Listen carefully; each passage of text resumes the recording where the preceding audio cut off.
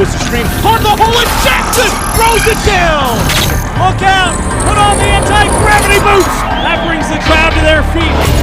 They love their athleticism here. Welcome in the Deseret News Rewind 6A Championship Basketball Preview Show. Dusty Litzner and Dane Stewart. It's here. We've gone through the, well, now the bad weather. It didn't show up today, thank goodness. So PG and Lone Peak fans, get up here. Roads are open, good. This is going to be a good day. It's going to be a lot of fun. But Dane, nothing else. Something's going on. You need to get looked at. Go to our friends at the Experts at Tosh. That's right. Couldn't recommend them any more highly. 801-314-40. You can call that number and get a free injury assessment. Nothing better than free. 801-314-4040. Get that called and set up. Oh, yeah, the Orthopedic Specialty Hospital been with us all the way. Folks will be going through the spring too, so this isn't going to be a goodbye. That's right. But we're going to get you set for what will be the end of the basketball season in the state of Utah. And Lone Peak from PG, this is round 3. Yeah. This has happened once before, and it finished here at the University of Utah. So a little bit of symmetry here. And not only that, it's, well, only one of those two coaches is left, and Coach McAllister. But let's talk about Pleasant Grove, Lone Peak. Lone Peak took both those games. Won the first one by 4 or 5, the second one by 1 after that late 3. What is it that PG is doing differently now that gives them a shot to knock off Lone Peak in the championship today? Yeah, I think right now you're seeing an elevation in the game of Casey Brown, Dusty, that is really changing the dynamic, in my opinion, for Pleasant Grove. We usually talk about him as more of a spot-up shooter, but he's getting to the rack right now. He is driving and doing a fantastic job finishing at the rim, sometimes through contact and through the trees. And when you do that and you've got a guy like Van Coleman that you can dish the ball to, or you see the way that guys have picked up the shot, you think about Kale Mickelson from the outside, or you think about Pincock or Pearson. I mean, they're starting to get some help, Dusty. The shooters have found their shot here in the state tournament. And with that driving ability of Brown to open those guys up, this offense becomes much better for Pleasant Grove. You know, on the flip side of that, what is it that we're seeing out of Lone Peak today that we didn't, that maybe is different from the second matchup, that makes you feel like Lone Peak can go a clean sweep and take 3 games from Pleasant Grove? Yeah, I don't know if there's anything that we're really seeing different from Lone Peak. I think we're seeing Lone Peak flexing the muscle that they've built up all year long. I was close to saying Jackson Pollard, but he played in that second matchup. Didn't have a ton of minutes, but PG saw him, and so they'll have an opportunity to kind of scheme against that a little bit. The 2-3 zone of PG, I think, is going to be really interesting, Dusty. When you look at that, Lone Peak got off to a nice start in that semifinal shooting the long ball. I think they were 3 of 5 or 3 of 6 in the first quarter. They cooled off after that. If they can't shoot themselves out of that zone, they could get frustrated trying to find points because the guards of Ashworth and Ross, I mean, when you go comparatively, don't have the same length as Pleasant Grove, especially on the interior. So they need to be able to shoot that long ball well to keep that zone true and try to force PG out of it. The interesting thing are the bigs in this one, because obviously Pleasant Grove's got Matt Van Komen. Yeah. And not only that, they bring who's 7'3". Then you bring off the bench of 6'7", the backup, and Jesse Boggs. And when you look at Lone Peak, it's just not that way. Yeah. You have Chancey Ross and Stephen Ashford, the best guard combination maybe we've seen. Right. Maybe it's this side of Martineau and David Green back in the day, or some others. Like, those are the first two came top of my head. But a really good guard Nick Emery and TJ Haas. I mean, that was pretty decent too. What am I doing? But when we look at how that goes, it is Brinkerhoff and Max Brenchy, because you usually look down on the floor and like, well, they're undersized. But those guys get everything done that they want to get done. It's really a team effort. It's what you have to love when you watch this Lone Peak team in particular, Dusty. You can say the same thing about the semifinal. They're going up against Layton. You have Colin Jepson, who's a legit 6'10", and he dominated the game on the interior when they played in the regular season. And yet in the semifinal, it was Max Brenchley that had 15 rebounds. 15 rebounds. And he's not the leading rebounder. That's Stephen Ashworth on this team. So it is a team-focused effort on getting to the glass, getting the rebound, and getting up the floor and doing so quickly. Van Komen is going to be solid today inside. But this is not the first time that Lone Peak has been outsized on the interior and yet have come away with the rebounding advantage. They're going to hustle the loose balls. They're going to try to be physical with Van Komen and try to win some of those inside battles on the glass. You know, something different that we've seen this week that we didn't see in the first matchup, and we got to make sure we talk about him. We're going to see him for the next 2 years, and that is Kale Mickelson, who has been spectacular for Coach McAllister. Didn't do it with points so much yesterday, a lot of the hustle stuff, but he, to me, is an X factor in this one because he's played so well this week. Completely agree, Dusty. I mean, we talk about PG, it's Van Komen, it's Brown, but the development of Mickelson and his impact in this offense this year, and what you have to love, we talked with Coach McAllister yesterday before that semifinal. He says, Kale's the kind of guy that you can just tell him to go do something, and he's going to go do it. I could tell him to go and just, run the guy over, and he'd go do it. He is that kind of not that kind of a dirty player, but he's that kind of player where he's going to do what his coach asked him to do. And so, one of the things that we saw yesterday manifest itself again was a little hesitant with his shot. And Coach McAllister even referenced that early in the season. He was a little bit hesitant, said, Kale, shoot the basketball when you're open. Came out, did it in the quarters, had a fantastic start to that ball game. Wouldn't be surprised for Coach McAllister to say, Kale, we want you to shoot today. We need your offense. Have him come out and have a big game. We talked about him a little bit earlier, and that is Jackson Pollard. Yeah. A chance to come back after tearing his ACL, played against PG in the season finale in the state tournament. He's been really good. Limited minutes, comes in at the end of the first quarter, plays start of the second, same way third and fourth. He, to me, is someone that can open this game up and just make, it doesn't have to be points. It can be the hustle plays. He's so athletic. He matches up so well. He's someone on the floor that PG cannot match up with that way. I feel like he's someone that can really change this game today. Right. You look at this game, and obviously Matt Van Komen, 7-3, there's a mismatch there, right? Jackson Pollard, I think, is the guy that PG, I don't know what their answer is going to be for him. We saw him, again, that first game back against PG, very limited minutes. His minutes are growing. Coach Evans acknowledging, hey, we're still working on a schedule. We're still trying to get him back in full speed and healthy and good to go. He's going to play today. Who does PG have to counter that off the bench? That's going to be a big question. Do you put Mickelson on him? Do you trust that? I don't know if Mickelson has the size or the athleticism to deal with that. We're going to find out probably late in that first quarter, the moment Jackson checks in. But to your point, Dusty, I completely agree. I'm not quite sure how Pleasant Grove tries to match up with the energy and the athleticism of one Jackson Pollard. Something to keep in back of your mind today, no matter how this game starts. Game one, it was PG starting out, but it was 12-6, 13-6. Yeah. Game two, it was Lone Peak, 12-6, 13-6, somewhere in that range. Both teams came back able to take leads in that game. So start this ball game, if something like that happens, just buckle in because the other team's going to come back and come shooting at them. This is going to be a fun one. Your thoughts on how this one works out? We're not going to predict the winner because we're calling the game. Don't want to set that one up. But how do you see this one or working itself out? Well, I think at the end of the day, PG has to be able to defend the guards Ashworth and Ross, near mimic players. It's almost the same basketball player on the floor for Coach Evans. And when he talks about these two, he almost gets sentimental. Coach Evans is not that kind of a guy. We talk with him, he's like, I'm just trying to enjoy the ride right now. This duo has been so fun for him to coach, so fun for him to be able to watch. PG has to deal with that. And, Coach McAllister trusts his zone, trusts his defense. They've got to defend the three-point shot. They've got to make it difficult on Ross and Ashworth for PG to have a shot. I think this is going to be really fun, Dusty. Obviously, these two teams familiar with each other. They've been in the same region for years, played each other twice. It's one of those where they're so familiar with each other, coaches, players. Let's just go out and play. Let's just go out and play, have yourself a ball game, and what should be a fantastic finish in our first ever 6A state championship game. It's interesting when you look at this one. The biggest thing to me is, can Pleasant Grove find that third scorer? If Van Komen's going and Brown's going, which has happened earlier in this tournament and throughout the tournament, is it going to be Fairbanks? Can Pearson get going? Can Mickelson make the impact that he's made throughout this tournament? That is the key. Can that third guy show up? So if it's a slow start for Van Komen, who's been short in both games, left the ball short on both those times, and Brown, who struggled at times with his shot in this match, in both matchups, can there be a third guy that's going to steer the way for PG? Let me throw another name in there. Kavika Akina, Dusty. We didn't see much of him in that second matchup. He really didn't make it. Now, he made the three at the horn to make it a one-point final. The game was in hand at that point. But he's a guy that he can shoot the basketball. You leave him open, he can hit that three. He could maybe be one of those quiet guys that maybe you overlook in this ball game that could have a big impact. One thing to keep in mind, in the first round game against Terraman, it was 15-15, 3.5 minutes left, and then a young guy named Chantry Ross went off in the third quarter to start off. It was a 10-0 run to close out the half. In the third quarter, Chantry Ross hit 3 threes to spread that thing out. Watch out for the Chantry Ross when he gets going. He'll be in transition.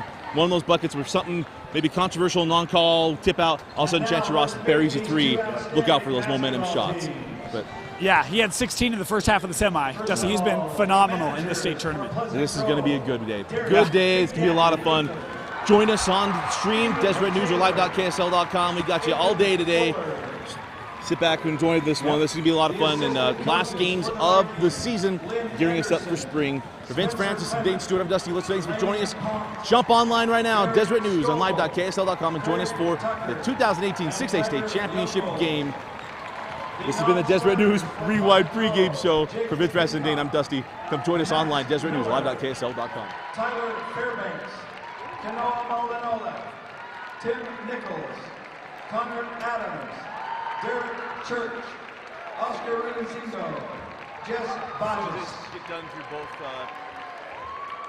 both reserves, and then go to starters and start because they cross them up. Now introducing the attendants and non-starters from Lone Peak.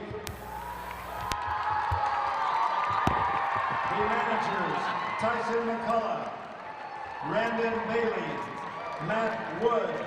The trainer, Matt Kelch.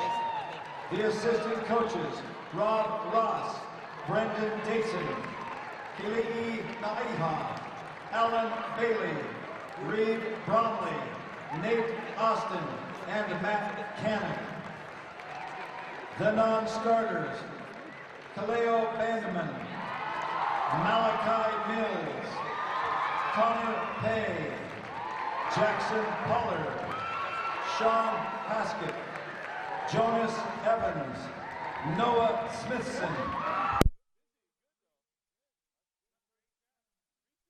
Josh Jackson, Cameron Brimhall, Isaac Baha.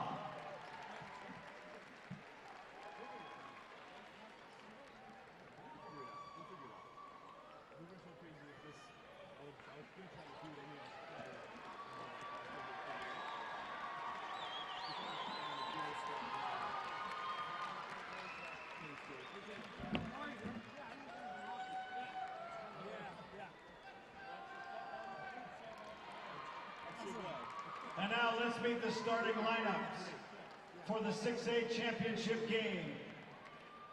For Pleasant Grove, a 6'2" junior, number 3. Welcome into the John M. Huntsman Center on the campus of the University of Utah, the site of the 2018 6A Boys State Championship Basketball Tournament. We are in the championship game, and our matchup, an all Region 4 final. The Pleasant Grove Vikings taking on the Region 4 champion and their arch rival, Lone Peak Knights. Dusty Lister, Dane Stewart, we're with you. Dane, round 3 for both these teams, round 3 for us. Yeah. And it's a 2-0 advantage right now for Lone Peak, but a state championship on the line here. Yeah, this one for all the marbles, Dusty. And, you know, both teams recognize it, but yet they're so familiar with each other. It's like, well, we're going to take some things from our first matchup, but we also know at the end of the day, like, you know, these kids play in AAU together. They play against each other coming up over the years, very familiar with each other. And tonight, I mean, Coach McAllister said, I think it's really just going to be which team plays better. And I know that sounds really boring and lame, but when you have that kind of familiarity, which team can execute better against what the other one wants to do, we're going to find out. It should be a really fun 32 minutes. The first two were dynamic and fantastic. And in this matchup, Dane, it has always been, at least in the last, well, we've done the last 4 matchups. We've been there. And it has been who is the side, I want to say side, the role player or the guy you're not thinking of that's going to step up and do their thing. In game 1, it was started out with Fairbanks and Pearson. Lone Peak came back and got the win because things from Taylor Madsen and some others. The second one, it was the same deal, and it was Jackson Pollard made some big plays, and he's back. But really, it's about Matt Van Komen. How's he going to start? Is he going to be Matt Van Komen of 2018, the junior who's getting better? Is it the sophomore that was up and coming but a little bit tentative? Yeah, I think they need him to get going. And one of the things that I think you're going to see Lone Peak try to do is pull him out from under the rim. They'll do that in that zone. But to me, Dusty, one of the interesting things is going to be how does that zone respond to the shooters of Lone Peak? You look at 2 of the better three-point shooters in the state in Ashworth and Ross. And if they get that 3 going, and you look at some of the bigs, Brenchley and Brinkerhoff can shoot it as well, they pull Van Komen away from the rim, that's going to be lots and lots of eating for Lone Peak. And, you know, one of the guys you mentioned came in that second game this season being Jackson Pollard. What does he bring off the bench? He's been fantastic in these playoffs, as he was in the second match. But his first game back this season, coming off an injury, bringing energy, really helping to ignite and keep this team going as he got late in quarters. He might be the X factor tonight for Lone Peak.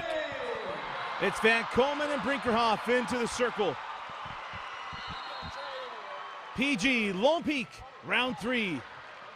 Mickelson right off the tip. Brown trapped along the baseline, and see, we got a foul or travel. We'll have a foul on Brinkerhoff.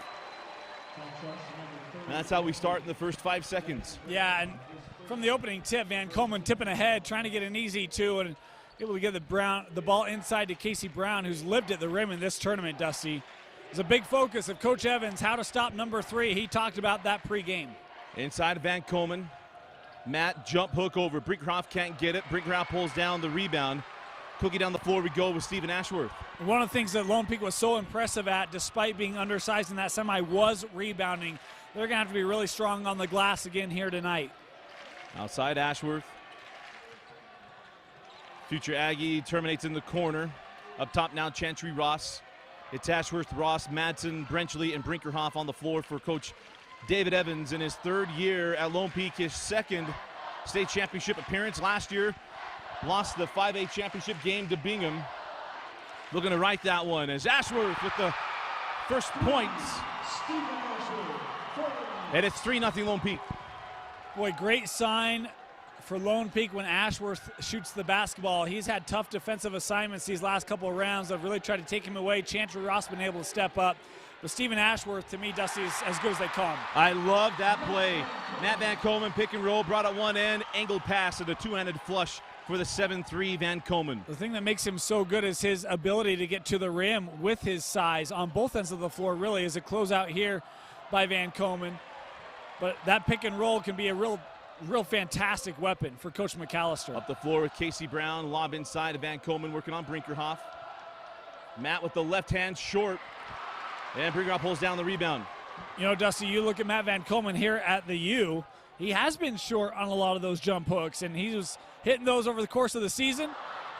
Just been on the front of the rim here in the semis. Chantry Ross has that one rattle out on him. Up the floor, here's Casey Brown. Casey to the corner, Pearson for 3, short. Tipped out by Van Komen. Here's Kavika Akina. Kavika lobs it up to Matt. He can't corral it, and it's quickly up the floor now with Ashworth. Ashworth stolen by Akina. And now Kavika, I thought maybe Madsen would get there. Kavika goes around Brinkerhoff, out to Pearson. The second one is good from Pearson, and it's 5-3 Pleasant Grove. Boy, Kavika Akina ready to play, Dusty. I said in our pregame that he might be one of those X factors that you mentioned, has to step up. The steal and then transition on the kick out. The backcourt of Ashworth and Ross is deadly, and you're seeing why there. Man, Westminster basketball is going to be so good. We got to figure out how to get that taken care of. Right? They got a lot of good local talent on that team. As it's Casey Brown, Van Komen, Pearson, Akina, and Kale Mickelson on the floor for Coach McAllister. 3, and we'll have a foul on Brinkerhoff. Number 2 on Jackson. That's a big call. You know, one of the things about Jackson Brinkerhoff is he comes in so amped up that sometimes he'll draw those early fouls and find himself on the bench. You can't do that with Lone Peak. 1 with Van Komen, 2 with their depth. They need Brinkerhoff to provide big minutes today. Casey Brown misses the bunny there. Ross lost the handle. It should be staying here, and it is. Coach Evans was closer than I was, and he's saying that he thought that Brown hit it. I don't think that he's ever going to say it's out off his own team, though, in fairness. In fairness, you're right. Right? We try to have another look here, and tough to tell. I thought Ashworth was covering it up on the Jumbotron. Not quite sure. Inbound in to Casey Brown. As Dane mentioned earlier, he's been slashing all tournament long, as he does right again there. here and finishes. Been an outside guy, a sophomore most of this junior year, and now Brown in the state tournament finding that drive. And I know Papa Brown loves to see that. Add that element to the game, and now that three-point shot becomes so much deadly. But what you have to love is shooters who maybe aren't quite as confident in these more open settings. And I don't know about Casey, whether that's the case or not, but he's certainly taken less threes and found other ways to score and contribute offensively. Ashworth inside to Brinkerhoff, and there's a foul against Jesse Boggs, and it'll be 2 free throws coming to Jackson Brinkerhoff. And, you know, I say this every time we call a Pleasant Grove game. PG always subs for Matt Van Komen. They want to keep him fresh. Well, so when the 7-3 goes off the floor, you've got to take advantage at the rim because your opportunity is going to be limited when he's in the contest. Great recognition by Brinkerhoff attacking there. Free throw good from Brinkerhoff. You know we got a contingency in the Great White North as it is 7-7 after the free throw. And the second one good as well, 8-7. And we get the scoreboard feed, folks, from the Huntsman Center. So right now it is not up, and we will have it up as soon as they do. I'll do a better job letting you know where we are. You know, it's a busy day here. There's a Utah game tonight. Not sure if that's, oh, well, now it's back up. There we go. Mickelson, the sophomore move in from Wyoming.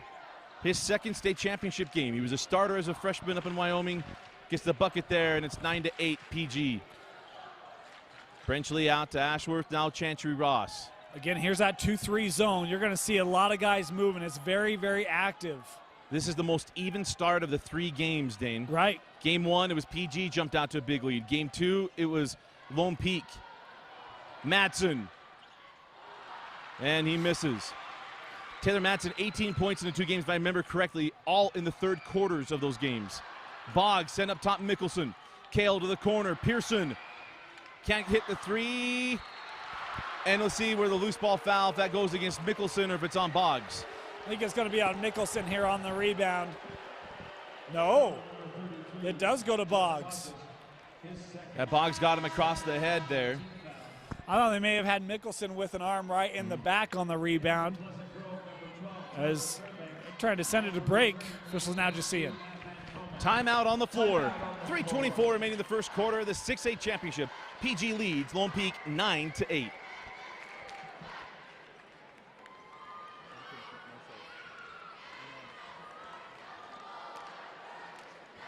Thank you to KJAS Television and America First Credit Union and University of Utah Health providing television coverage of today's championship games on KJAS TV, featuring Dave Fox and Tony Parks.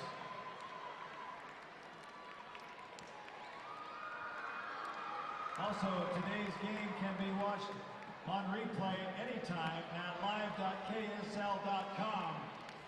Hear the banterings of Dusty Lister and Dane Stewart on live.ksl.com.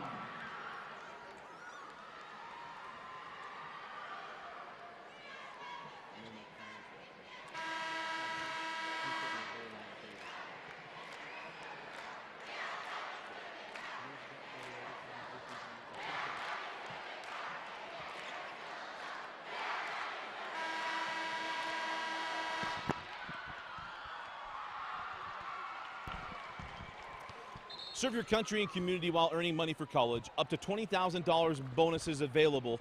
Visit nationalguard.com for more details. 3:24 remaining in the first quarter. Jackson Pollard now in the game for Lone Peak. And we've talked about every game, but we might have a new crowd. Pollard injured his knee in the summer. Came back to play against PG in the season finale. And he's been really good in the state tournament. Struggled a little bit in semis last night. But a lot to ask for on that injured knee to go 3 straight nights. As Brenchley fouled on the shot, called on the floor. It'll be the 3rd team foul on the Vikings. This is going to be a great test for him, Dusty, to see how well he's able to handle this many minutes. And, you know, you mentioned the last 3 nights. 6A's had to play the last 3 days. Both these 2 squads, boy, they've had to really go through the gauntlet here, and it's going to be a well-earned state championship for whoever escapes victorious today. Think about Ashworth, got hurt in the semifinal against Layton, took a finger to the eye. Luckily was able to come back in the second half as that shot's off by Brenchley. Well, so, if you remember in the quarters, he was getting fouled to the floor every other possession. Casey Brown sends out Fairbanks. Couldn't get it. Rebound to Brenchley. Man, Pleasant Grove is getting so many looks from beyond the arc, Dusty. They've only hit the one. Pollard swatted from behind by Van Coleman. You're going to have to go up and flush, and I don't know right now that knee's there for Pollard as Van Coleman gets a block on one end and gets a bucket on the other, and a 3-point PG lead. Got to love the big man who runs, right? He gets down the floor, good positioning, and there's just not a lot that Ashworth can do on the interior against Matt Van Coleman. Papa Van Coleman got to be feeling good at the start of his son, Matt. Pollard steps inside the arc, short on the jumper. Van Coleman with the rebound. Tell you what, Lone Peak not shooting the ball very well here in the early going, Dusty. It was one of the things Coach Evans was really hoping to see from his squad in this state tournament, was see them shoot the ball better. Fairbanks cannot get that one to drop as Mickelson and Ross got tangled up, hit the deck. Madsen has that ball tipped by Brown. Ashworth, Ross. Couldn't get the three to go, and now it's Ashworth outside. He wears the same number as Dowdell. Tried to do his best Dowdell impersonation, huh? How humble was Jeremy Dowdell? We had a chance to talk to him, and I was expecting a totally different guy. Yeah. As Ross goes through the lane. If I shot the three ball as well as he did, I would be a little different. Madsen misses, and it's 4 rebounds now for Van Komen here in the first quarter, 1:10 left.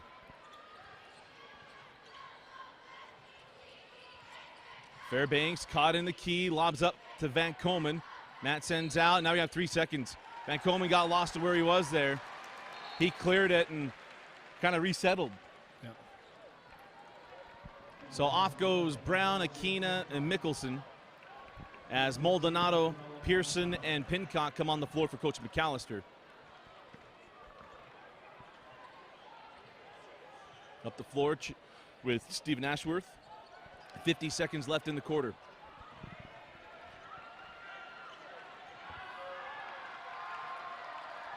PG staying in the 2-3, trying to keep Van Komen in the middle of the lane. Ashworth out to Pollard. They send him baseline. Nice job of staying patient, and Jackson Pollard gets that one to crawl home. That little look outside as Van Komen had retreated back underneath. Opened up the little baseline floater for Jackson Pollard. Great recognition by the junior. 17 seconds left. Here's Maldonado. Terminates a long ways away from the hoop. Pearson able to get off the deflection. Can't get it to fall. Rebound and on the run out. Here comes Ashworth. Ross for the lead. 1 second left and a steal on the inbound. Oh my goodness, it was almost good. Wouldn't have counted. Lone Peak goes on a 4-0 run to close the first, and they lead 12-11 over PG in the 6A state championship.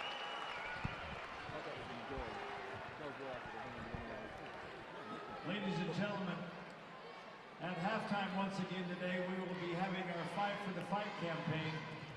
We deeply appreciate those of you that have donated to this point and encourage you to do so again. We also thank you for those donations. It is much appreciated and will be very helpful in helping to eradicate cancer in Utah cancer victims. Thank you for your continued donation and support of the Fight for the Fight campaign in Utah.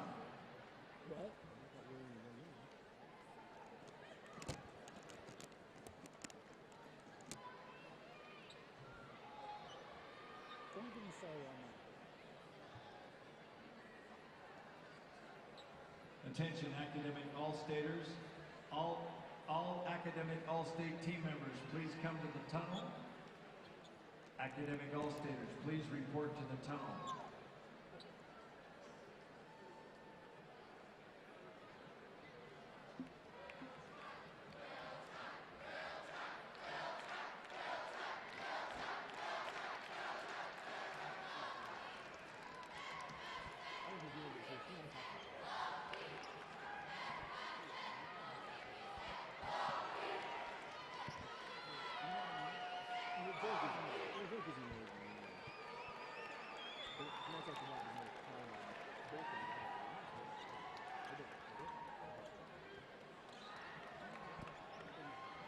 Second quarter possession arrow to Lone Peak.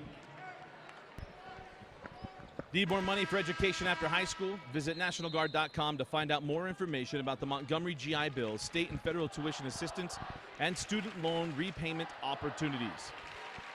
Fun first quarter. Lone Peak with the 1-point lead. Dusty Litzer and Dane Stewart with you. Dane, your thoughts of that first quarter? Well, I like the response from Lone Peak, Dusty. They got early hole. Brinkerhoff with the 2. Van Komen looking like he's getting going early and weren't able to hit shots. Lone Peak wasn't, but that response in those last 60 seconds or so, Coach Evans has to appreciate now. Just got to be like, guys, we got to play like that for the rest of this ball game. Free throw good from Brenchley.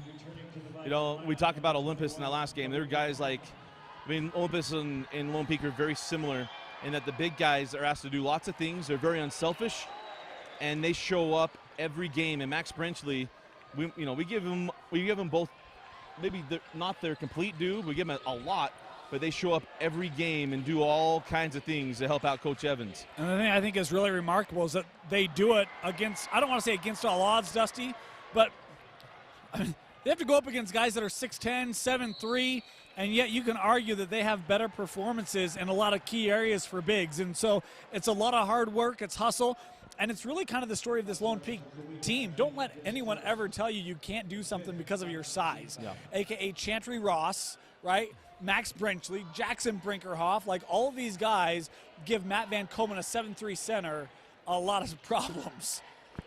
Pollard pulls for three, short. Ball can't be saved in. In the dark corner here, the Huntsman Center. And we'll back up the floor in a 3-point Lone Peak lead. For Pleasant Grove, the offense has had a lot of opportunities, and Pearson's 1 of 3 from deep. Fairbanks is 0 for 2. Haven't seen Brown pull on a three-pointer yet. Boy, they've done a great job, Dusty, getting open shooters, but they've got to start hitting them, because you have a feeling this Lone Peak team, they're going to find a way to put points up. Mickelson makes a big error. Here comes Pollard.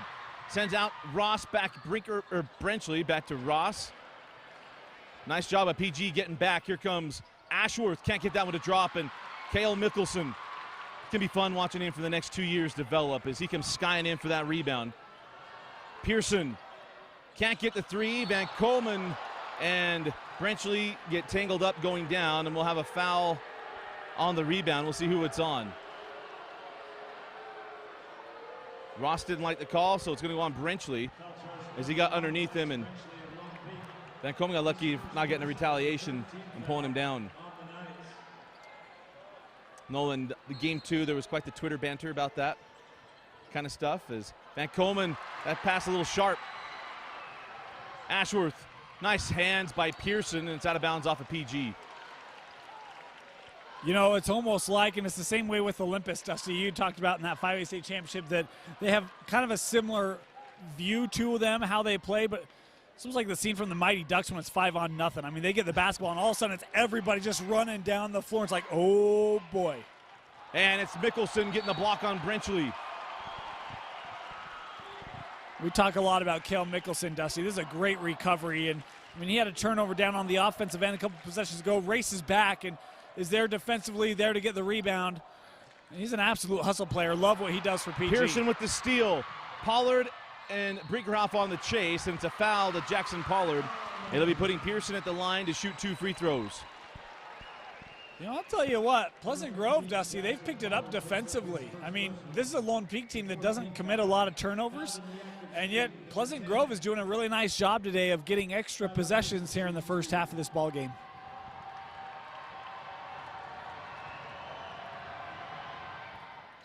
Pearson knocks down the first. They got to start taking advantage, getting themselves a lot of opportunities and just been unable to cash in on them.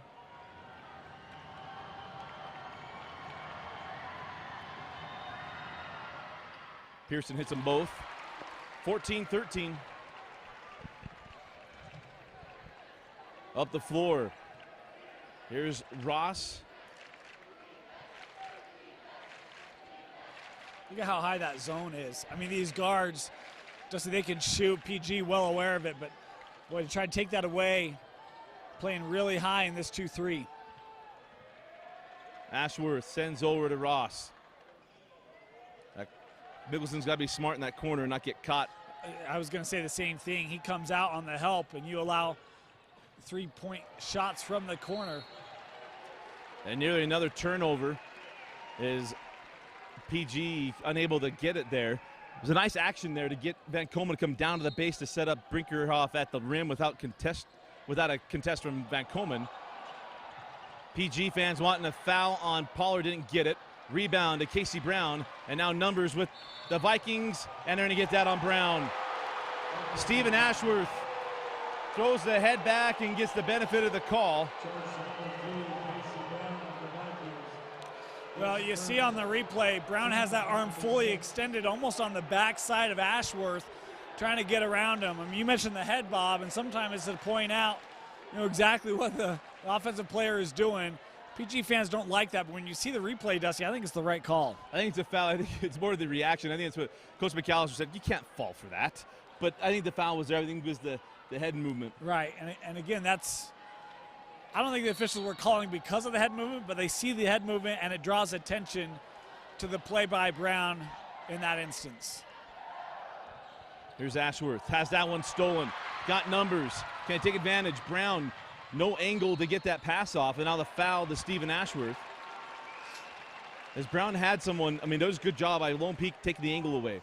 Yeah, and this time Ashworth called with a foul, and he actually grabs that arm of Brown that time coming down, almost trying to extend it up into his body, trying to make it look like the second foul on Casey. Officials well aware. Straight into Van Komen. It goes right through his hands, and Matt playing a little jittery to start. And now hearing from the Lone Peak contingency. Pollard passes up a three. Ashworth, now Ross chased off by Brown. Brinkerhoff along the baseline. And now reset the offense. Pollard short on the three. Brenchley blocked by Mickelson. They'll get Mickelson with the foul. And it'll be Brenchley going back to the line. That's number 2 on Kale. Well, it's a nice shot by Mickelson collapsing down, but maybe hit the side of that hand of Brenchley on the shot. Again, Lone Peak, man, they've had decent looks.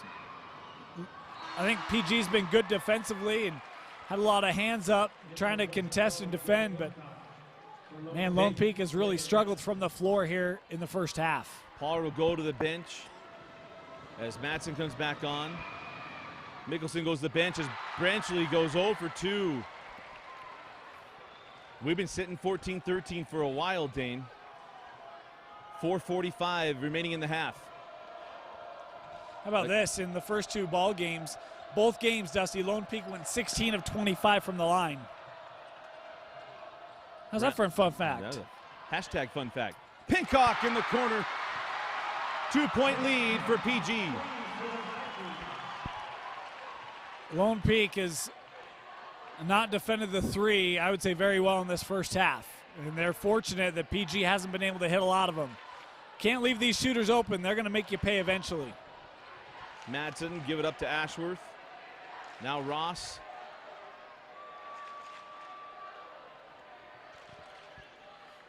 See that time where they hand off the ball. This is PG's zone. Maybe you get a quick shooter right in between and allow them to take that shot if you're Lone Peak. PG been able to contest every jump shot thus far. Yep. As down the floor comes Casey Brown. He's got 2 points in the half. Been a quiet half for Casey, who had an outstanding semifinal against Copper Hills. Pearson sends out to Pincock.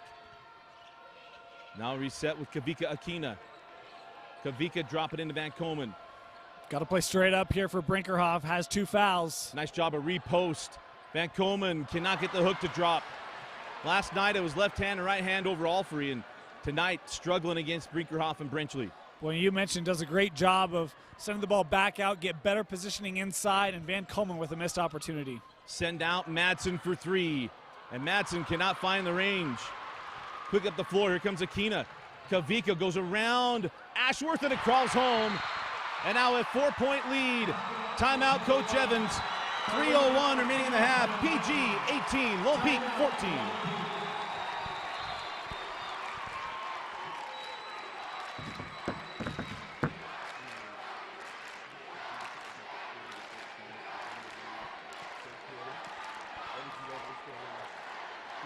Zero fatalities is empowering and uniting Utahns to eliminate distraction behind the wheel. Join the resistance. Your game, your way. RC Willey is where you'll find the best prices on furniture, mattresses, appliances, electronics, and flooring. RC Willey, your home, your way. We love our fans.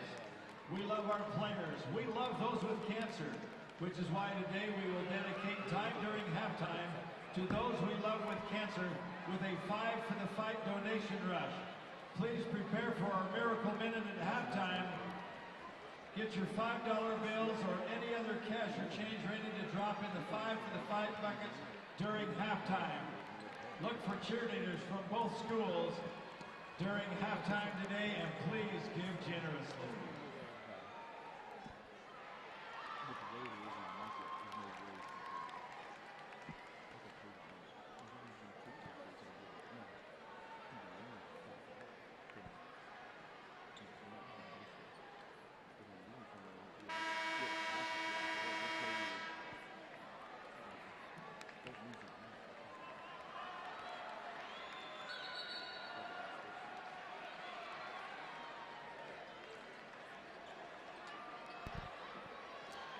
Need money for education after high school? Visit NationalGuard.com to find out more information about the Montgomery GI Bill, state and federal tuition assistance, and student loan repayment opportunities. And once again, that's at NationalGuard.com. Dane, it's been a nice run here. 7-0 run for PG to take an 18-14 lead. Yeah, and, you know, Dusty, it's been – Lone Peak has had opportunities. They have not been able to hit shots here in the second quarter. They've really struggled as Ashworth has a pull-up there from 17. That's a shot he usually makes. Fairbanks give it up. Pincock chased off by Brinkerhoff. Send back out Fairbanks. Now here's Van Komen. And reset the offense. You know, that's the interesting thing. PG can counter with, yeah, and Van Komen's been off. I mean, Van Komen has not gotten going yet. Just 4 points for him. Dane, how about this? A 2-point quarter right now for Lone Peak. Yeah. Yeah, I mean, you mentioned the 7-0 run, and I was like, yeah, that's right. They had the first points of the quarter. Lone Peak did. And again, it's been struggle. I mean, it's been all of them, Dusty. They've had good looks. I'd try to get a screen, try to get Chantry Ross something up high. He's been their best three-point shooter here at the Huntsman Center. Fairbanks got away with a double dribble there. Send in to Van Komen with Brinkerhoff. He's stuck, and the jump hook crawls off. And now a foul on the loose ball, and I'll be on Casey Brown as he pulled down Ashworth. That is the second on Casey. But Van Komen right there, he got stuck. It's almost like he fell asleep. I think part of it there is he's worried about his footwork and not giving up the travel, creates the awkward shot, not really able to get a good look away. But, man, it has been a struggle the first half for Matt Van Komen. Lone Peak's done a really nice job trying to make him uncomfortable inside. It's the 8th team foul on the Vikings. It's 1-1 free throws for Ashworth on this end of the floor. You know, Dusty, even free throws have been a struggle for Lone Peak in this first half. That's what Ashworth does really well. And in this rivalry in the last 2 years, it's been Stephen Ashworth free throws. Yeah, the thing that I really appreciate about Stephen Ashworth is he's almost the calming presence on the team. He's like the general on the floor. We talk about Ross and Ashworth being very similar from a skill set. They are. But Ashworth has that ability to just kind of take a breath, step to the free throw line, make them big, help the team resettle. That's one of the reasons why I'm really big on Stephen Ashworth. And not only that, Dane, here's a fun little thing I've noticed. He's been okay being the villain this week in particular. Yeah. Lob over to Brown. He's had to save it in. He throws it up to Van Komen. Sends out Akina. Kavika cross-court Pincock. And now a foul on Chantry Ross. That is the 17th foul on PG. Or pardon me, Lone Peak ended up put PG at the line shooting 1-on-1. But how about Brown? He just knows he's going out of bounds. I'll just throw it as high as I can, knowing that Maddie will get it. Yeah, you see a lot of guys that try to throw it deep into the backcourt, allow their guards, and for Brown, it's like, look, I just got to put a lot of air under it because Van Komen's going to be the first to be able to leap and bring the ball in. Nice recognition there by Casey Brown. Pincock with 4 points in the quarter. Knocked down a three early on.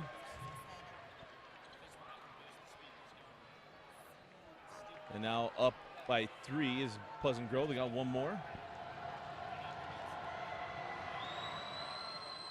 Got them both. Back up to a 4-point advantage. 1:45 remaining in the half. 4 points in the quarter for the Knights. Don't remember the last time that happened. 1:35 down on the clock. Ashworth, high post to Ross. Sends back out, now in the corner. Madsen. He's not hit his shot tonight. Lack a little bit of confidence there. Is Ashworth. Can't get the three to go. Van Komen loses the handle. It's Madsen to Ross. And he's short. Now to the corner for Ashworth. No. Wow. And now Van Komen pulls down the board. 3 great looks for Lone Peak, and all that work on offensive rebounds, they can't get one to drop. And Kavika Akina sided up Madsen. A lot of things about Akina. He's pretty savvy. You see that? He saw Madsen coming, gets the foul, gets the benefit of the call, and it'll be one-on-one free throws for Kavika Akina. His speed, Dusty, is something that I think can really be an advantage for Pleasant Grove. It was right there, able to draw the foul on Madsen. Akina knocks down the first, now the largest lead for the Vikings at 5 points. Make it 6. 1 minute to go in the half. Lone Peak finishes quarters and halves on a very strong level. We saw it at the end of the first. Here's Chantry Ross. Now Brinkerhoff. Had no interest in that three up high. Ashworth. Back to Ross. Nice defense here from PG. That is the story of the half. Nice find. Brinkerhoff lays it in. Boy, Jackson just slides right underneath Van Komen, gets lost on the floor. Nice job there by Lone Peak. I was wondering who's going to have the confidence to put up the shot here late. 27 seconds left in the half. PG in the lead.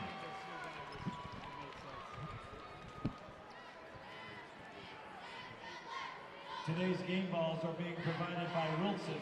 Wilson is the official game ball of all UHSAA basketball championship tournaments.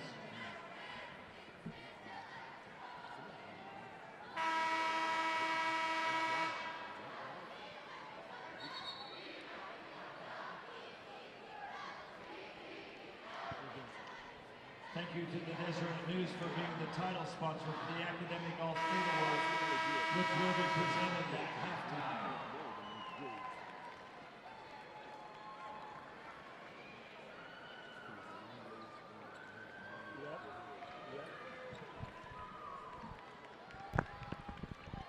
Serve your country and community while earning money for college. Up to $20,000 in bonuses available. Visit nationalguard.com for more details. 27 seconds left in the half. PG up 4. Coming out of the timeout from Coach McAllister. We'll see what they decide to do here, if it's an action and a lob to Van Komen, or if it's setting up a three. Casey Brown off the ball here for Pleasant Grove. Brenchley, yeah, going to get called for the foul, crowding Mickelson, number 2 on Brenchley. In game number 1, Dane, it was Brinkerhoff and Brenchley each had 3 fouls at the half. Right. And you know, Brinkerhoff picked up his second very early on in this contest. He hasn't picked up one since, but it will be he and Brenchley with 2 apiece, presumably at the break. So it'll be Kale Mickelson going to the line, the sophomore.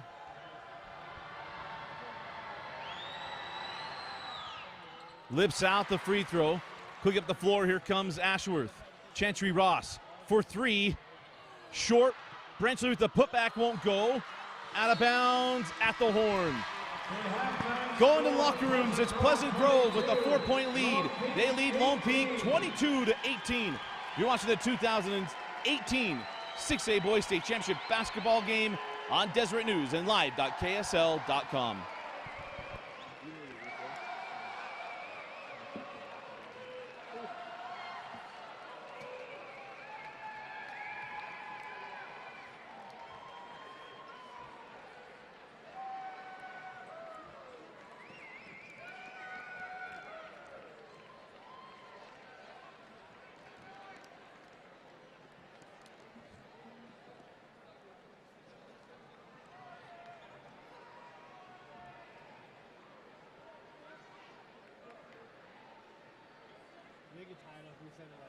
Ladies and gentlemen, each year the Utah High School Activities Association has sponsored an academic all-state team to recognize those young men who have excelled in the classroom as well as in competition. The Deseret News has joined with the UHSAA as title sponsor for this prestigious award. Representing Mushwalk Tires from the Draper store is Dave Lambert. Representing the Utah High School Activities Association are Assistant Directors John Oglesby and Jan Whitaker. This year's academic all-state team includes Seth Argyle of Copper Hills, Benjamin Bittner of Copper Hills. Carter Johnson of Harriman. Marcel Tacarli of Hillcrest. Matthew Wickizer of Kearns. Connor Hill of Layton. From Lone Peak, Stephen Ashworth. Matthew Goodrich of Northridge. Jess Bodges of Pleasant Grove. Also from Pleasant Grove, Tyler Pearson. From Syracuse, Jacob Godfrey. These young men were selected to this team on the basis of their athletic ability and academic proficiency. It would interest you to know that the combined grade point average of this team, 4.0. Ladies and gentlemen, the first ever 6A academic all-state team. Congratulations.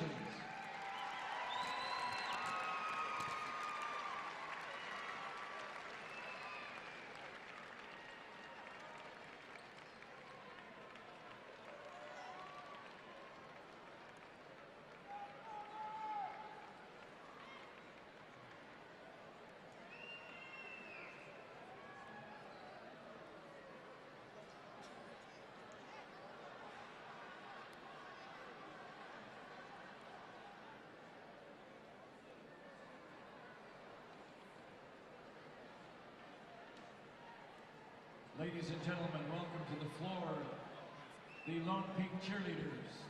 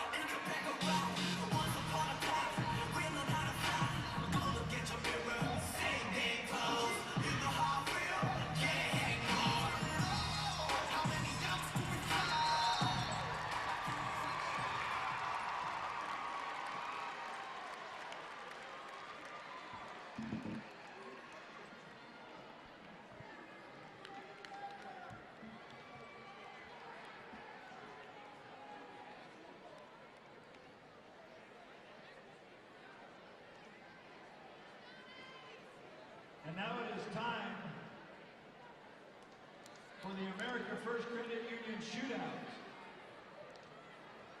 America First, Utah's #1 credit union, is proud to support high school athletics and academic achievement. Visit AmericaFirst.com to learn more. Here's how the shootout works. We have picked 2 students from each school. One will be shooting, the other rebounding. They will have 60 seconds to make as many free throws as possible. The victorious team will win a $25 Megaplex gift card and a battery charger provided by America First Credit Union. Representing Pleasant Grove, we have Matt and Noah, and from Lone Peak, Thomas and Carson. Ready, begin.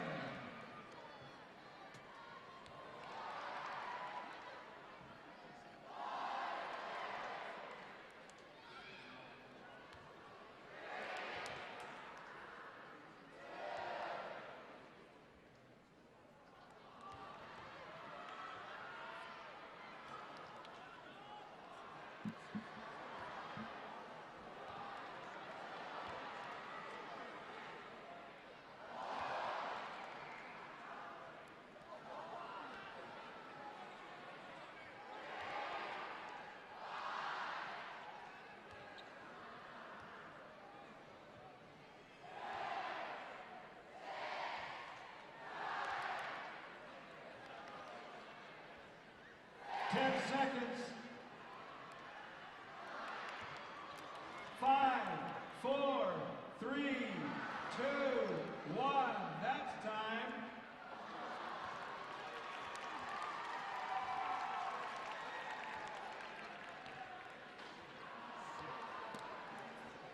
From Lone Peak, Thomas and Carson are our winners.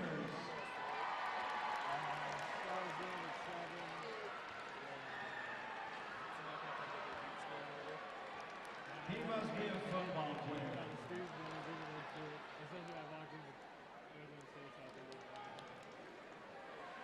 And now we're going to dedicate the remainder of halftime for our 5 for the 5 donation rush, our miracle moments. Get your $5 bills or any cash or change to drop in the 5 for the 5 buckets for the remainder of halftime. Every dollar donated during today's game will be matched. We appreciate those of you that have donated. We also invite those of you that are joining us for the first time today to please give generously. If you've already donated, feel free to donate again.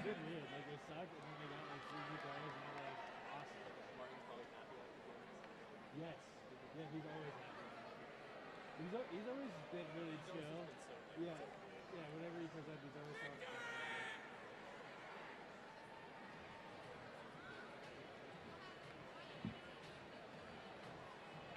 Alright, I'm gonna get out of here. What you think? Good luck. Yeah, man. Fucking let me know. I'll be around. What are you doing after the game?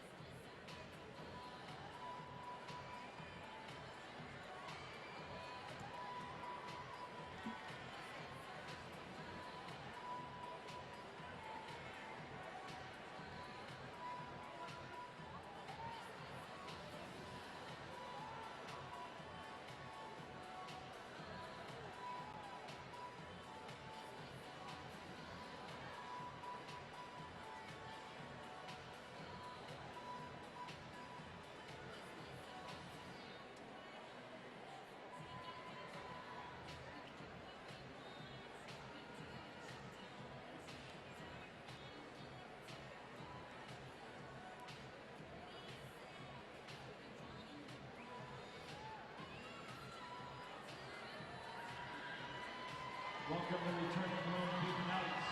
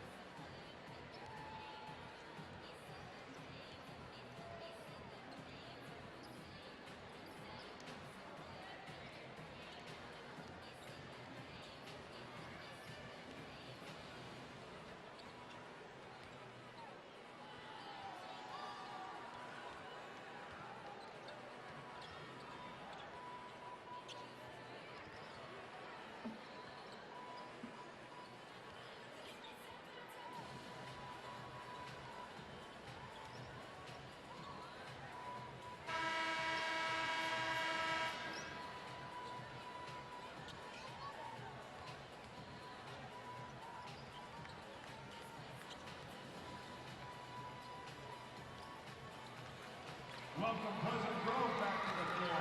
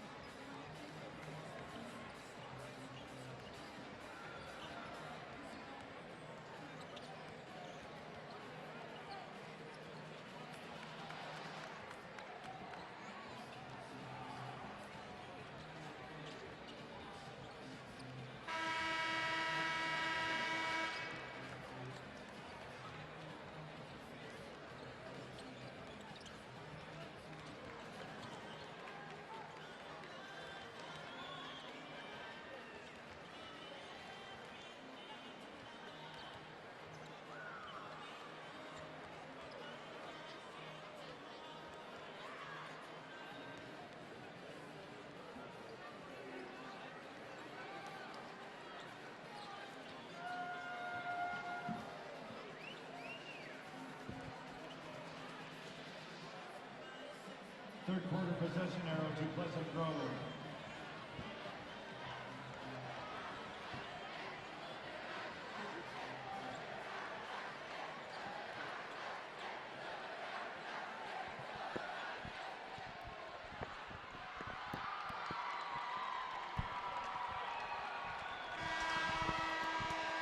Start of the second half of the 6A championship game. Dusty Lister and Dane Stewart with you. It's 4-point lead for PG, and right now the Vikings, Dane, they could be up by more. So the good thing for Lone Peak is they can say, well, Coach Evans, guys, we could be buried. And if you're Pleasant Grove, hey, keep doing what we're doing. We got to take care of the opportunities that are granted. Lone Peak made one field goal in the second quarter, Dusty. In the first half, they're shooting 19% from the floor. That's got to change. Coach Evans sent his team out early from the locker room. Go find your shot. Because right now for Lone Peak, it's been tough to come. Let's mention one thing we haven't mentioned yet, as that ball is saved in by Mickelson. But the last 3 days that these teams have played here, there have been black curtains down. You haven't been able to see the upper bowl. It's more open today because the Utes play later, and they had to pull the curtains up. So I don't know if that's throwing things off a little bit, feeling more open air. As Brown takes, can't finish. And a rebound claimed by Max Brinchley. You know, as horrendous of a shooting in that second quarter was for Lone Peak, you want to know one of the great things they did? They limited PG to 6 shots. Steven Ashworth makes it a 1-point game as he banks it home. And maybe a little bit to that depth perception there, as Ashworth's rarely having to bake in threes. And now a foul on Lone Peak. Dusty, all of us good shooters, sometimes we like to use the glass a little bit. It gets dusty. We want to shake the dust off of it, and so we go glass. I got you, Steven. Just wake up the echoes. That's what we're trying to do.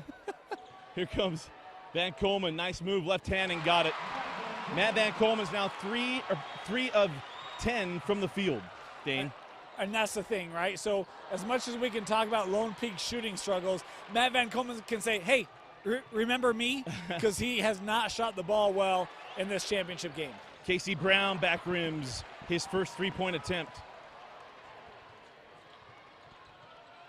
As the top 4 players in this game have struggled from the floor.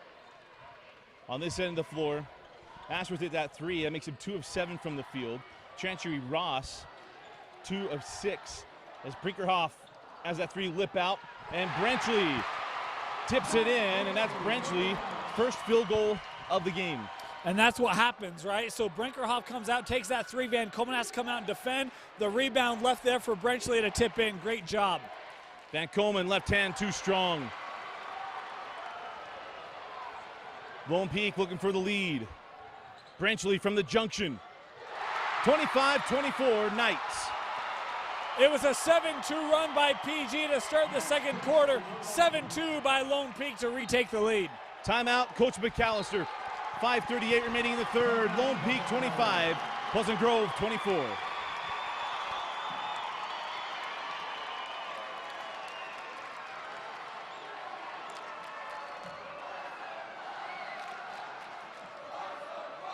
Zero Technologies is empowering and uniting Utah to eliminate distraction behind the wheel. Join the resistance.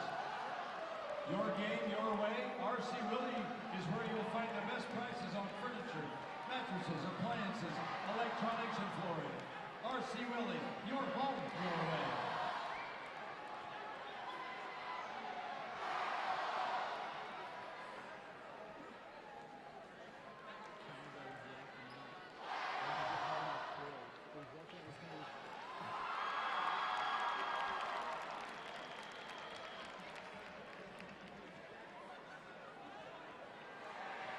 Attention all basketball players 14 and older. Do you wish you could dunk and were more athletic? Come to the dunk camp this June at the Carl Malone Training Center in Lehigh, where you can learn from some of the best dunkers and trainers in the world. Learn more at www.thedunkcamp.com and follow us on Instagram @thedunkcamp.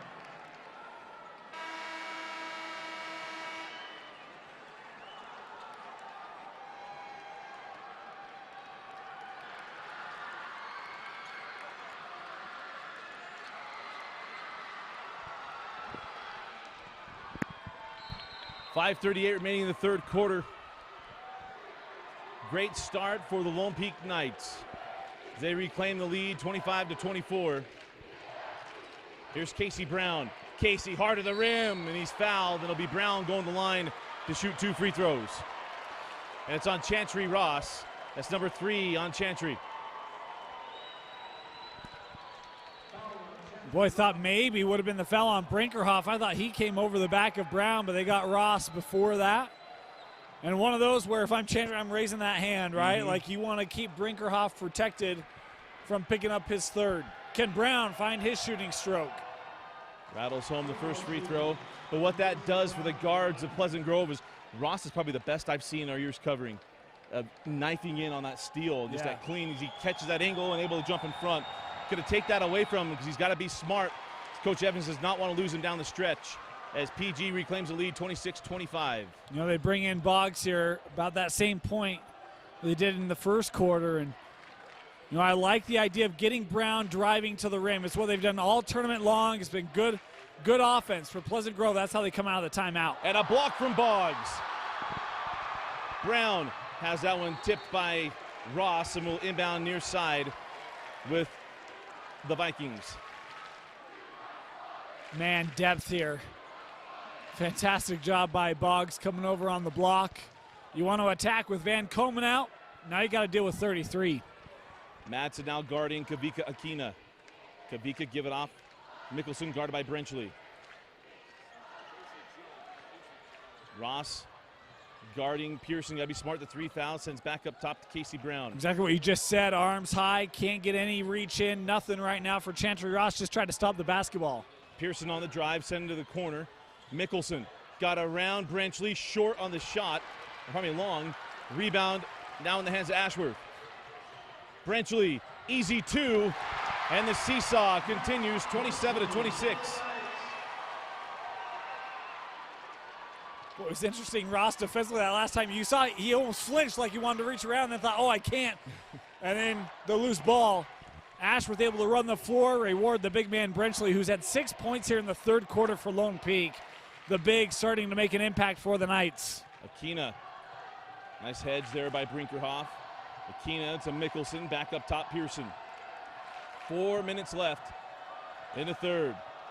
Pearson, nice job, step through, can't get it, tipped out by Brinkerhoff, and we will stay with Pleasant Grove. When you talk about the discipline, and we alluded to it earlier, Brinkerhoff, a guy that in multiple games this year has picked up fouls early on, and then he'll pull back and able to kind of resist the urge to get called on some of those fouls for being too aggressive. Right now, Chantry Ross, that same thing, knows he has help over the top, and that help leads to a block. Oh, how about that one from Brown? Double clutch and got it, the swing by his head. Yeah, he got himself in trouble as Pollard came over on the help D, and Brown with a nice finish. And there's a foul, and it'll send Jackson Pollard to the line to shoot two, and that one goes to Kavika Akina, and that's number 2. His second first Viking team foul. At the line, number 15, Jackson Pollard.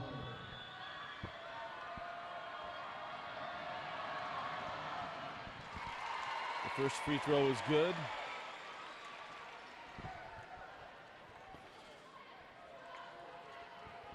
How about this, Dusty? We're midway through the third. We don't have a player yet in double figures.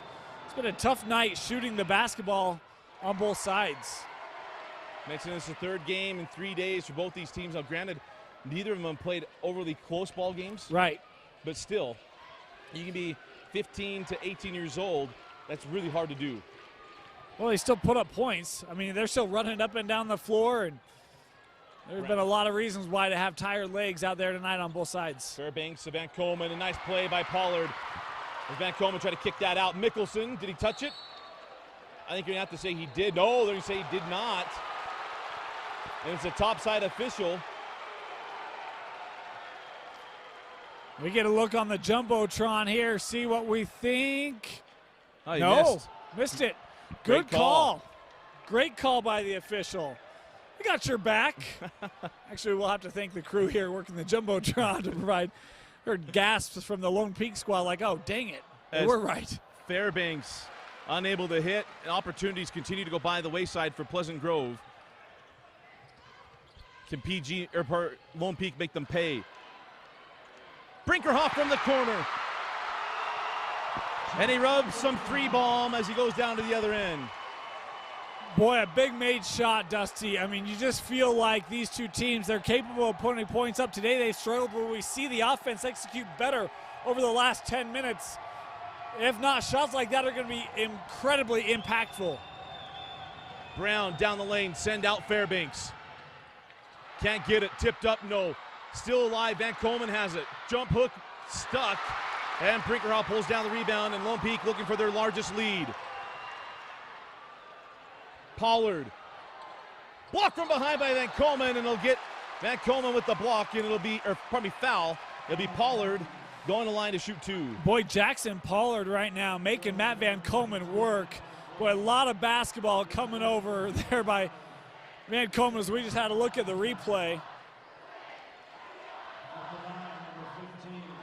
But, you know, give Jackson Pollard a lot of respect for coming in, having to deal with Van Coleman. The pump fake draws him out, able to get around him. But even on the other end, Dusty able to knock it away from the junior center of Pleasant Grove. First one rattles out. Pollard's got one more.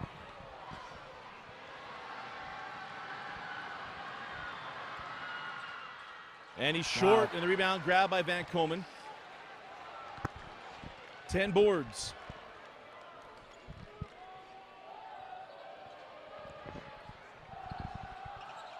Mickelson looking at Brenchley, comes off a screen. Now Akina.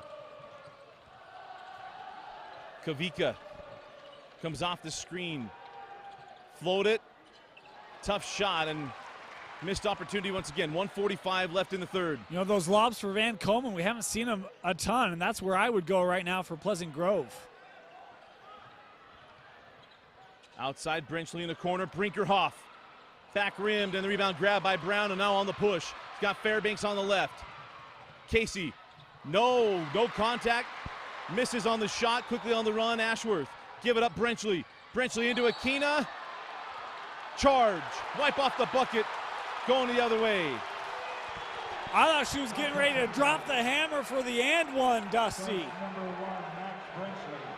Instead, it'll be the third personal on Max Brenchley.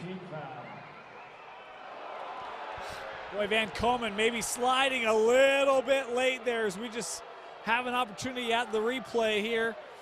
Lone Peak fans not loving that call. Up the floor of Mickelson. Swatted away by Pollard. Aquina out to Fairbanks. He's stuck along the baseline now to Aquina. Lone Peak defensively, Dusty, boy, they've been aggressive here in this second half. A number of blocks, great help, and the rebounding. We talked about it early on.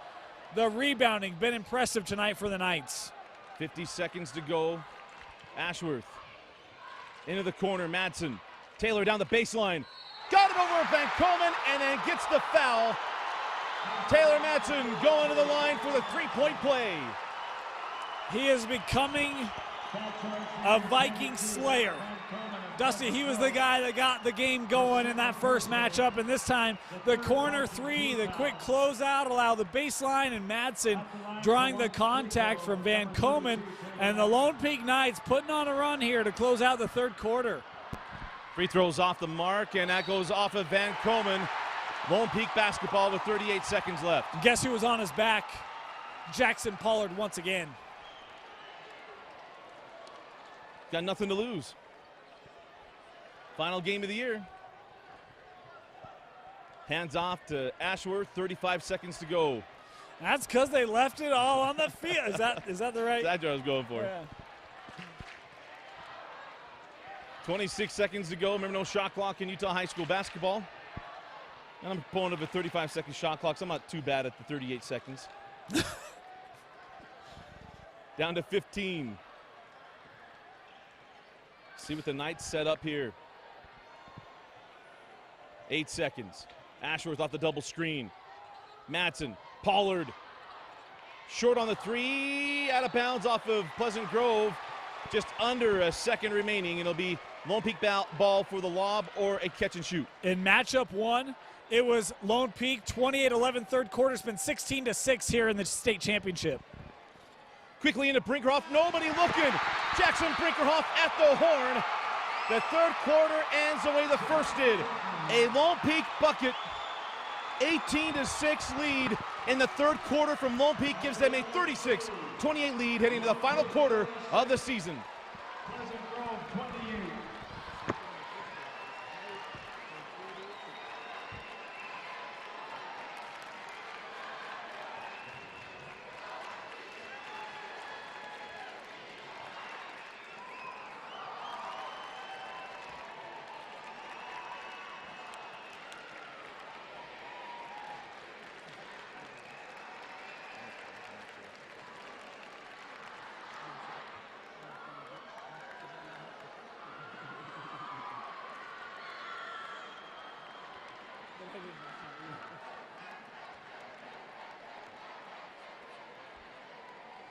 On behalf of the Fight for the Fight campaign, we wish to express appreciation to all of you for your generous donations today and throughout the tournament.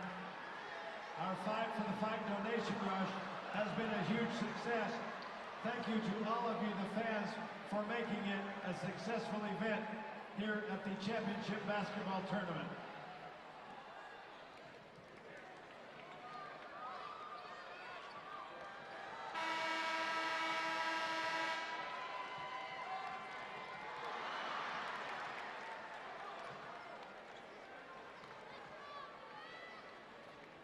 Fourth quarter possession for Lone Peak.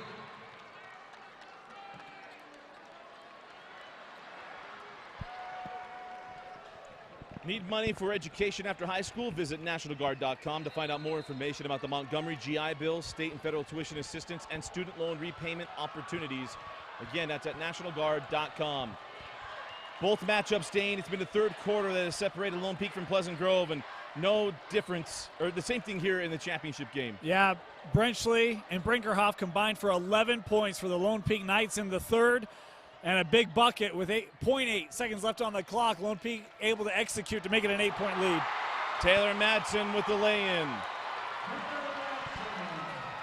38-28. PG, remember in game number 2, fell behind. I believe it was 12 or 14 points, came back in that game to get within 1. Brown off the bump, get the bucket, and it'll be Casey Brown at the line. Dusty, it was a 20-6 run just put on by Lone Peak before that Brown bucket.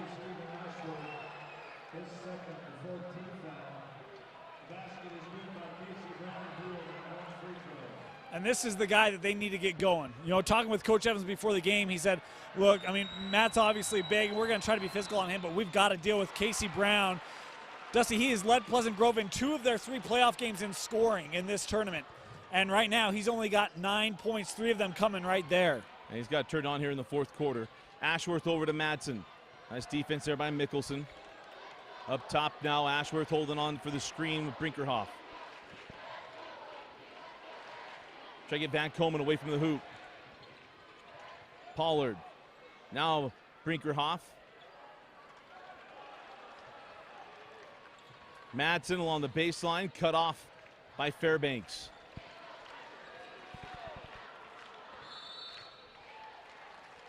And now the foul to Kavika Akina. And if that's where this game's going to go, Dane, it's going to be a long 6:39. Yeah, I would say that's probably where it's going to go, Dusty. Inbound in to Pollard. Brinkerhoff, junction jumper, lips out, and the rebound tracked down by Van Komen. 11 boards. Van Komen, he is outboarding his points right now. He's only got 6 points on the night. Just shocked by that. Inside Van Komen, trying to get around Brinkerhoff. Left hook, short. And look who it is, causing disruption like he's done most of the game. Kale Mickelson just shy of coming up with a steal. Ashworth, 4th 3.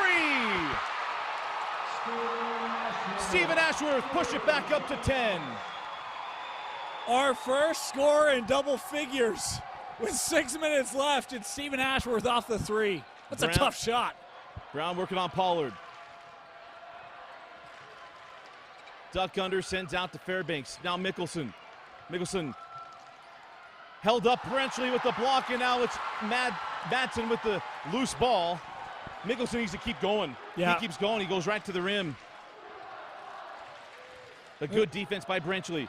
Backside. Brenchley sends cross court to Pollard. Timeout, Coach Evans. 5:24 left in the 4th. Lone Peak up 10.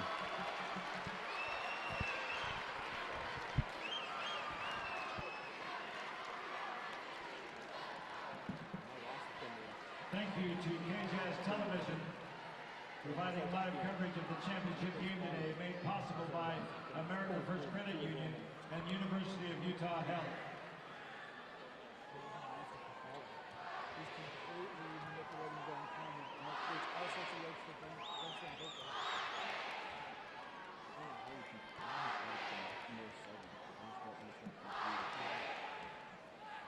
Intense competition requires serious recovery, and chocolate milk has what it takes to help you recover and perform your best. At Les Schwab Tires, they're proud to offer price, value, and selection, backed with quality customer service.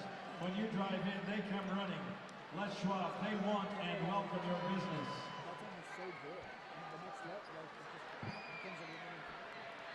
Order Jimmy John's sandwich delivery today. Jimmy John's. Freaky fast, freaky fresh.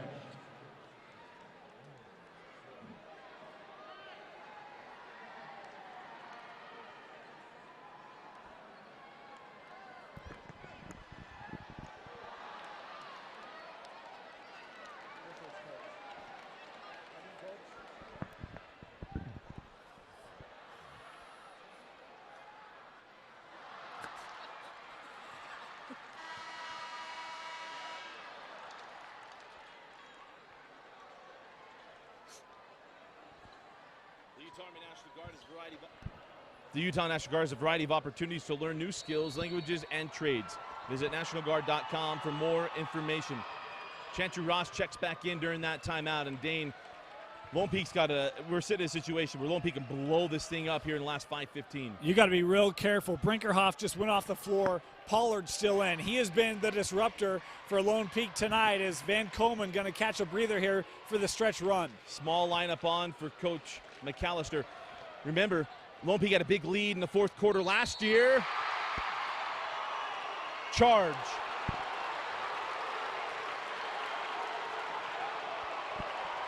We get a look at the replay, Dusty. I thought it was a block. Boy, another look at that, and you can see why the officials took a while. Pincock able to squeak underneath, and The halo. I'm dead. He's outside the halo. And it's hard because he's gathering as he's kind of getting there. Block charge.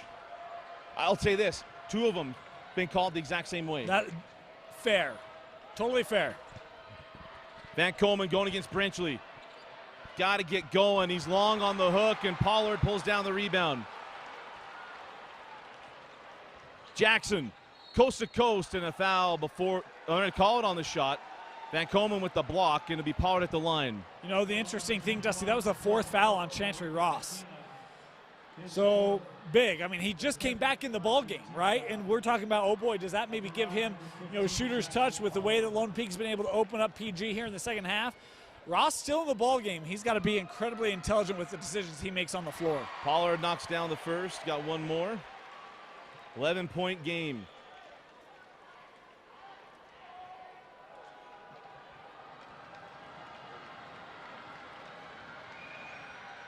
Got them both. Last year, Lone Peak had a big lead against Bingham. Bingham able to storm back in that one. Does PG have anything in them? Nothing's come easy. No shots have come easy. Even open ones have been left short. They had uncontested threes. Pleasant Grove did in the first half. They have not had that in the second half. Lone Peak has done a fantastic job of really contesting everything. Van Coleman stuck. Drops it in Mickelson. Count the bucket.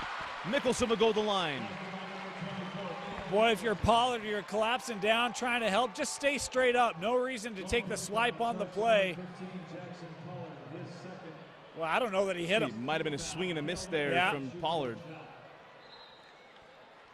Into the Vikings, number 4, Jake Pincock. 5 team fouls on Pleasant Grove, 6 on Lone Peak.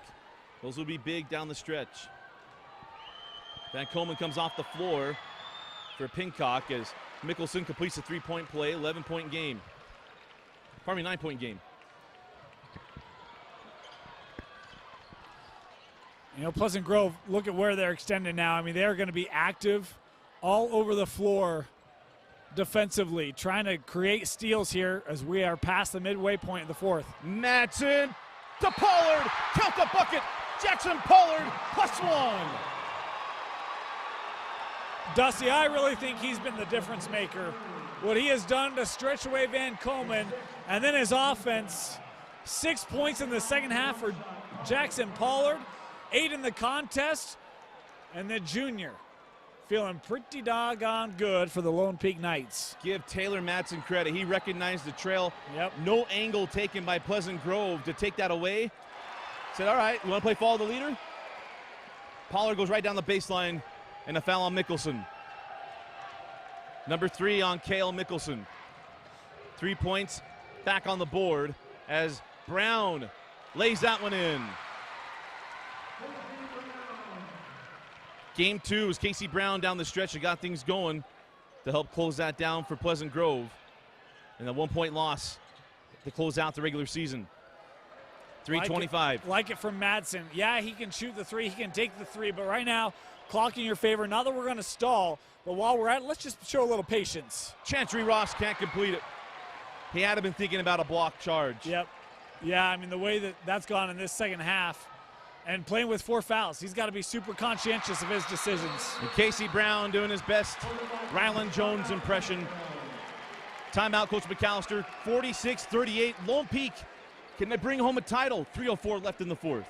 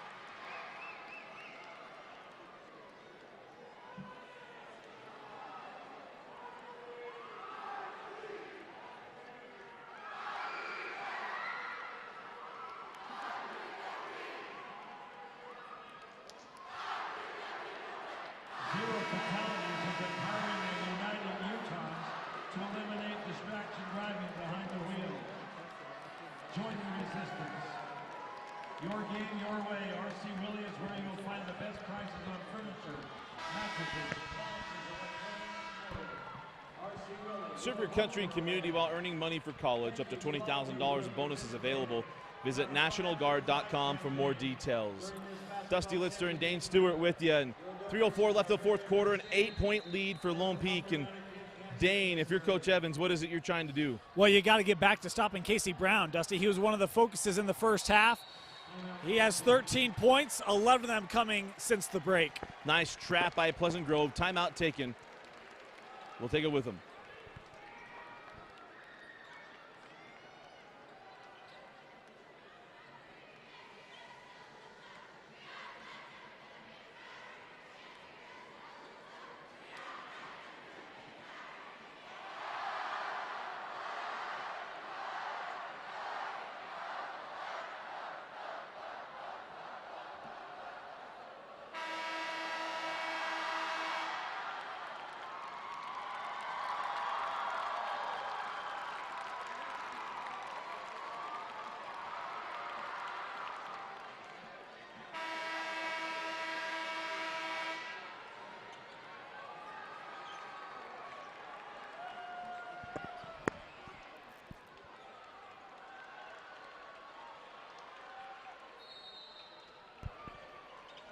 Welcome back. 2:59 left in the fourth. PG trying to cause some turnovers as Brenchley. No call. Matson can't get it. Rebound to Pincock. Got a lot of numbers going the other way. How is that 4-on-3. not a block? That's got to be a block call. Missed. My eye, I thought Mickelson fell with no contact. Oh. Brown nearly got a circus shot to fall, and I don't know if we'll get a chance to see it, but I thought Mickelson was setting for it and almost there's no contact as he started falling back. Maybe I'm missing it. Yeah, I don't know. He certainly started falling back without a lot of there. I mean, he wasn't to the spot at all. Maybe there was none. I was hoping to see it again. Yeah. So I was kind of stunned. He started going. I'm thinking like you, wait, there's going to be something, and Never was. it wasn't. How about Brown? Dusty shaking off that tough first half. We mentioned it. Said he had to get going for PG to get a shot. Well, he's getting it going. Game 2 and Game 3 identical for Browns. He's turned it on down the stretch. 2:39 to go, and this looks like Game 2. Ross gets it ahead to Pollard. Brinkerhoff lays it in. 2.5 to go. Akina, Pincock misses on the 3, rebound to Ashworth. Up the floor, Ross got across the timeline. Pollard fouled, and he'll go to the line. The foul will go to Pincock. I know you don't want to call us in a state championship, but he gets him in the shoulders and pulls him down. The left hand was in there. There is the intentional foul call. I think that right hand, Dusty, right on the shoulder. I mean, PG's probably not going to love it, but I actually don't mind the intentional foul call in the situation. Jackson Pollard on the afternoon, 9 points off the bench. And the junior small forward lips out the first. It'll be the ball as well for Lone Peak after this free throw.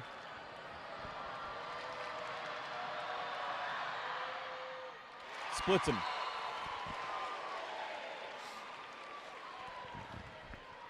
Got it down to 6, pushed back up to 9.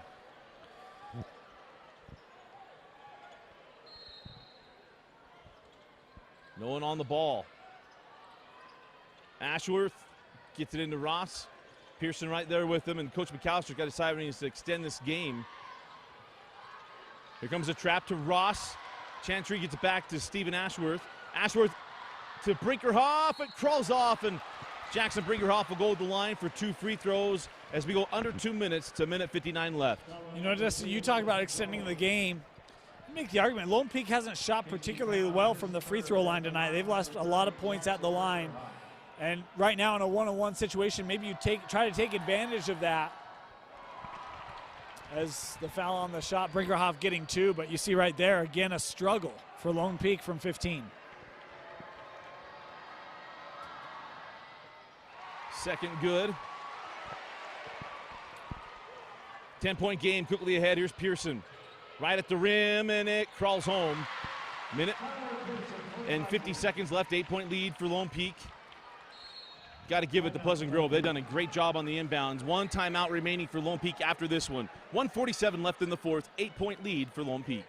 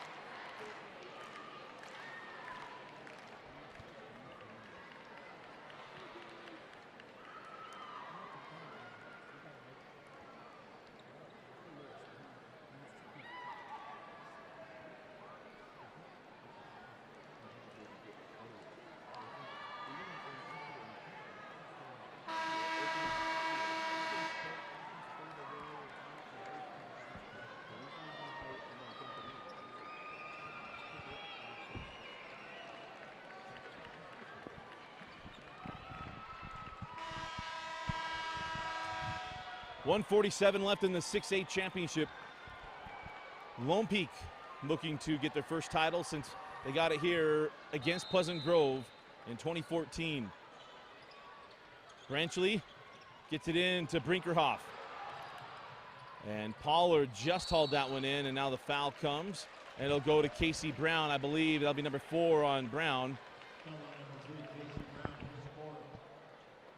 You know, one of the things, Dusty, you mentioned the pressure that PG has put on the inbound. Only one timeout left for Lone Peak. So that pressure's done great things. They've had to utilize a lot of those timeouts to get out of those sticky situations. If you're Coach McAllister, keep the pressure on. Force that last timeout to be used here. 1:45, this ball game not over. Last one-on-one free throw will be double bonus, and Pollard rattles it home. Push it back up to 10 points with the make here. 2 timeouts remaining for PG. Remember, the clock will not stop under a minute with made buckets. Second rattles home as well. 52-42, 140 left. Aquina terminates, sent out, Pincock. Pollard pulls in the rebound, and now the foul comes. Mickelson needs to raise his hand. You're going to be fouling out your leading scorer if he doesn't. And it goes on Mickelson. And Pollard, who just made 2, will go back to the line for double bonus. And if he makes these, Dane, Slim is out the door and Nunn is packing his bags. I mean, you can look again, Dusty, and what is it? It's rebounding from Lone Peak. Jackson Pollard with 6 rebounds now. Ashworth has 6. Brenchley with the 11. Brinkerhoff 5. Dedication to the glass by Lone Peak. And, you know, Pleasant Grove, well, they didn't shoot extremely well in the first half. They certainly shot better in the first half than the second. Lone Peak did a great job of a lot of one and out. One shot up the floor, and credit the rebounding dedication by the Knights. Pollard splits them. Brenchley with the rebound. And now it'll be foul time, 1:25 left. Ashworth now gets the foul on Kavika Aquina, and that's number 5 on Aquina. It'll be Stephen Ashworth going the line, looking for 2 free throws. Need to mention the starting 5 from PG will all be coming back next year. Oh, PG. I was like, PG. yeah, I gotcha. This will be, I was going to start going through Ashworth's maybe final free throws as a night, but probably not the case, as he'll toe up the first.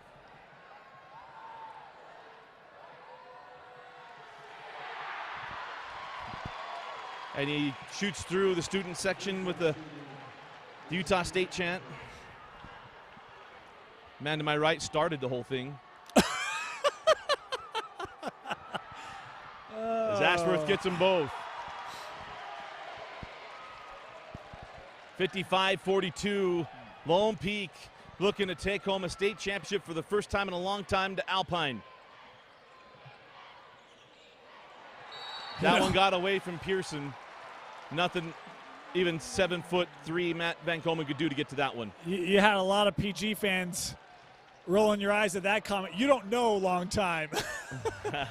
You know, it's been Lone Peak that has dominated this classification for years. It's been Lone Peak or Bingham, Dusty. Yeah. And, you know, PG give them great fight tonight.